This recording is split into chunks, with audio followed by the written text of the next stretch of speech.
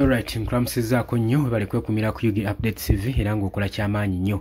Ssaabasajja Kabaka wa Buganda Ronald Muwenda Mutebi addusiddwa mu ggwanga oluvannyuma lwa Katikkiro Charles Peter Mayiga okuvaayo n'alangirira nti nno Kabaka wa Buganda Ronald Muwenda Mutebi agenze abroad, addusiddwamuko mu ggwanga, agenzeeko wabweru w'eggwanga afulumya Obwakabaka nga nsonga ki ezimututte ze zino wammanga zenkuleetera.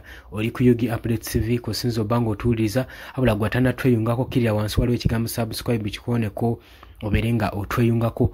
Abali emitala w'amayanja mbaanirizaako nnyo mwe bali kwekuumira ku Yugi Updates TV. Ronald Muwenda Mutebi Ssaabasajja Kabaka wa Buganda kimaze okukonfamingibwa sources ez'enjawulo nti amaze okuba ng'afuluma eggwanga Uganda ssaako n'Obwakabaka bwa Buganda okusobola okweyongerayo newankubadde tebanokodde ensi ki gy'agenzeemu naye batugambye nti no agenze abroad asobole okuba nga bamucekingamu ku health care ye, engeri ebyobulamu bwe we biyimiridde, embeera eyimiridde etya mu byobulamu. Jjukira nti nno bagambye nti nno akageri k'ikibi nti nno abadde afuna local treatment wano ewaka, kakati agenda kusisinkana ba medical team be eyo mbuwaŋŋanguse basobole okwongera okwekkaanya n'okuinterviewinga n'okulaba kugamba okwekkaanyiza ddala RFA ye eri etya, omubiri gwe guli gutya, obulamu bwe buyimiridde butya. Jjukira nti nno Ssaabasajja Kabaka wa Buganda Ronald Muwenda Mutebi si gwe mulundi ogusoose okuba ng'afuluma eggwanga ng'agenze ku medical treatment ebunaayira. Kuva mu mwaka gwa 2021 azze atawaanyizibwa n'ekirwadde kye tutamanyi era ebbanga eryo lyonna lyonna abadde alimazeeko ng'ali mu buwaŋŋanguse ng'ali mu kufuna medical treatment, ekintu ekyeraliikiriza Obwakabaka bwa Buganda era kyatwalira Abaganda okutandika okwekalakaasa nga babanja kabaka waabwe oluvannyuma lw'okubulwa ebbanga eryali eddene. N'oluvannyuma waliwo abataka abeesuulamu akambayaaya ne baziteekamu engatto ne balirinnyako eddene ku kisaawe airport ne beolekera ebunaayira bagende okunoonya kabaka waabwe balabe na mbeera ki entuufu zaalimu era baayolekerwa. Naye kigambibwa nti baali baakatuukayo abataka bano baakwatibwa ne poliisi gye baasanga eyo mu buwaŋŋanguse era nga babagamba nti n'ensonga ezibakwasizza wano tulinawo order eva mu Bwakabaka bwa Buganda eri Katikkiro Charles Peter Mayiga nti teri mutaka akkirizibwa kuyingira facility Kabaka Ronald Muwenda Mutebi gye yali agenda maaso n'okukuumibwamu ng'afuna obujjanjabi era baabakwata ne babagaana okutuuka ku Kabaka. Wabula n'oluvannyuma information yayita okuva mu Bwakabaka bwa Buganda ng'eva wa Katikkiro Charles Peter Mayiga ng'agamba nti nno omuntu yenna ng'agenda okulaba Kabaka alina sooka funa lukisa emmengo so si kuveeri ng'omanyi nti oli mutaka kyetwala nti ogenze sisinkana Kabaka wa Buganda. Wabula Kabaka gye yali akuumiddwa eggwanga lyatyamu oluvannyuma lwa bannansi Abaganda okwekalakaasa nga babanja Kabaka waabwe era baagenda mu maaso n'okuba nga zino ensonga baziggyamu enta ne baliriizinga ne Kabaka ne bagaa nti nno Kabaka tebagala kuddamu mujjanjabira mu ggwanga lyabwe era ne bamwolekeza ewaka ku butaka gwali eyo ampuliriza paka ne kaakati abadde ajja afuna medical treatment.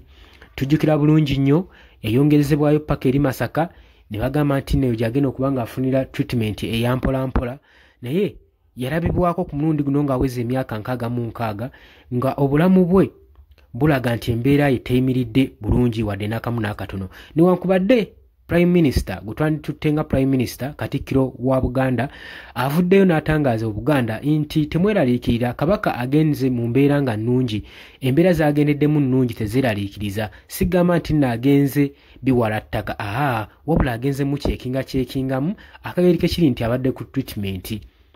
Era n'agamba nti nno wabula Obwakabaka bujja kgenda maaso n'okuba nga bubanfoominga nga buba updatinga ku mbeera za Ssaabasajja Kabaka wa Buganda yonna zonna z'anaabeera alimu gwali eyampuliriza.